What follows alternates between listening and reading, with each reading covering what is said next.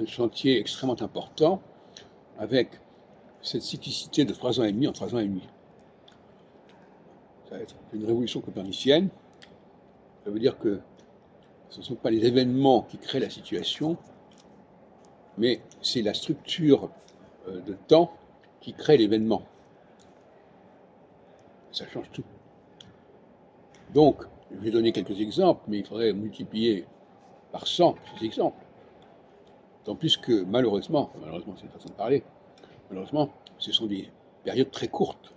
Donc, sur une période d'1 siècle, vous imaginez bien qu'il y a une trentaine de variations de 3 ans. 30 fois 3, ça fait 90. Donc, ça demande une précision dans les dates qui est absolument essentielle. Je vous rappelle que moi-même, je suis issu de l'histoire des textes, notamment avec ma thèse d'État sur le prophétisme et puis mon post-doctorat sur Nostradamus. Je suis extrêmement sensible aux dates. Et quelques années de plus ou de moins, ça change tout au niveau de l'authentification des documents, etc. Que l'ouvrage paraisse en 1555 ou en 1565, c'est pas du tout la même chose. Donc il faut avoir une formation particulière, une attention particulière aux dates pour pouvoir faire ce travail d'historien. Et ça va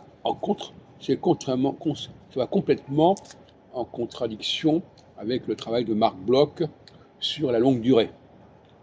Là, on n'est pas du tout dans la longue durée, on est dans la très courte durée, et notre système fonctionne sur la très courte durée. Et d'ailleurs, les constitutions sont dans la courte durée. 4 ans, 5 ans, des mandats, etc. Donc on a courte durée. Donc il y a déjà une contradiction entre la courte durée des constitutions et puis certaines théories sur la longue durée des événements.